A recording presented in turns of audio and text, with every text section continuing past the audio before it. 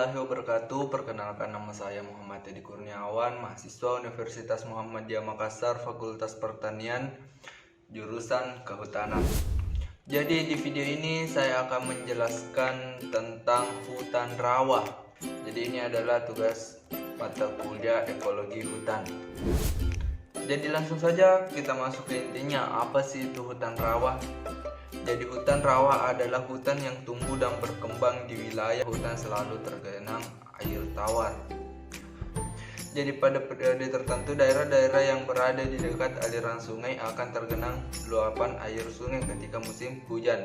Nah, ini yang aku bilang tadi, jadi hutan rawa itu akan tergenang air pada saat musim hujan atau musim-musim tertentu. Kemudian apa sih ciri-ciri hutan rawa itu?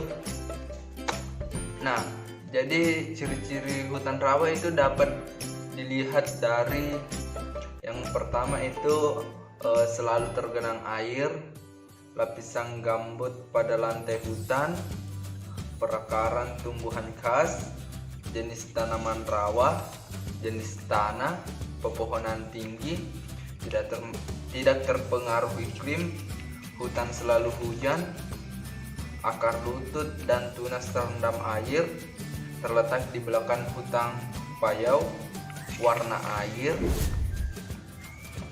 Nah, jadi itu ada 11. Jadi kita bahas dulu yang pertama, yaitu selalu tergenang air. Jadi hal yang membedakan hutan rawa dan jenis hutan lainnya adalah adanya air yang menggenangi kawasan tersebut. Air yang tergenang jumlahnya banyak sehingga membentuk kolam dangkal yang luas. Dan biasanya kalau misalnya hutan rawa itu terendam air, biasanya ada ikan-ikan jenis ikan gabus, ikan lele, dan kalau yang di orang Bugis itu sering disebut, ada juga yang disebut ikan cambang. Kemudian yang kedua itu lapisan gambut pada lantai hutan. Pada hutan hujan tropis, lantai hutan biasanya ditumbuhi oleh spesies paku-pakuan, jamur, atau lumut. Sedangkan di kawasan rawa, lantai hutan berupa lapisan gambut yang membentuk tanah dengan sifat tidak terlalu keras atau dapat disebut lumpur. Jadi itu ya teman-teman, untuk ciri-ciri hutan rawanya. Kemudian perakaran tumbuhan khas. Pepohonan dan tumbuhan yang hidup di hutan rawa memiliki sistem perakaran yang unik. Cengkeraman akar tanaman tak sekos vegetasi yang ada di tanah padat. Ya, karena yang ada itu hanya seperti lumpur tanahnya, jadi perakaran tumbuhan khasnya juga tidak terlalu kuat ya kalau untuk di hutan rawa. Kemudian jenis tanaman rawa. Tumbuhan yang hidup di wilayah rawa memiliki ciri khusus dan umumnya merupakan tanaman air seperti eceng gondok, rumput, semanggi, dan sebagainya.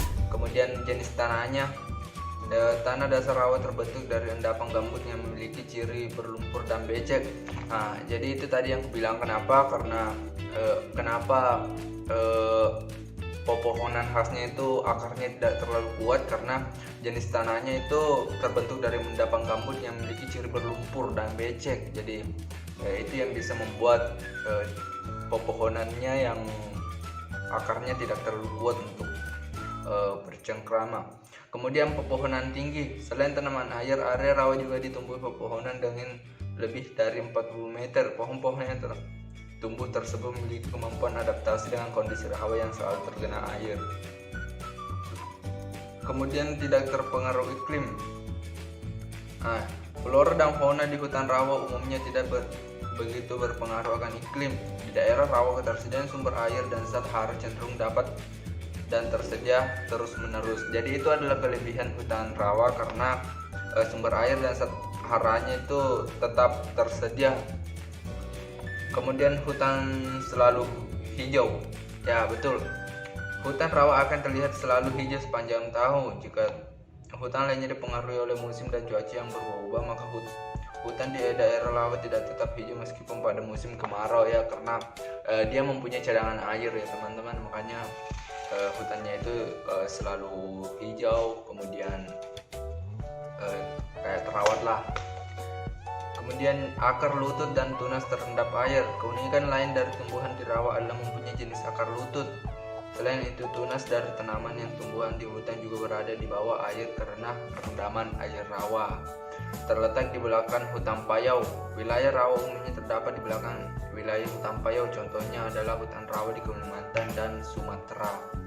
Kemudian warna air. Umumnya rawa memiliki warna air kehitaman atau kemerahan. Hal tersebut disebabkan oleh campuran sisa-sisa makhluk hidup yang telah mati dan membusuk. Jadi itu ada 11 ciri-ciri hutan rawa ya. Kemudian kita masuk ke fungsi hutan rawa. Hutan rawa memiliki manfaat yaitu dapat sebagai sumber cadangan air, dapat mencegah terjadinya intrusi air laut ke dalam air tanah ataupun air sungai sehingga tidak terjadi banjir. Jadi, fungsi hutan rawa juga itu sangat penting ya untuk menghindari banjir. Jadi kalau ada hutan rawa kita jaga, kita rawat. Kemudian flora dan fauna yang terdapat pada hutan rawa. Jadi flora yang mendiami hutan rawa yaitu flora misalnya kempas atau Bengeris Compasses melescens, terentang Conamperma, bungur, meranti, rengas, nyatoh, palaquium, bintangor, balangeran, jelutung, jelutung rawa ya, pulau rawa, dan lain-lain. Jadi semua jenis flora itu merupakan jenis flora yang hanya dapat tumbuh baik di tanah gambut. Dengan kata lain, jenis flora tersebut mempunyai kemungkinan kecil untuk bertahan hidup di jenis tanah lain selain gambut.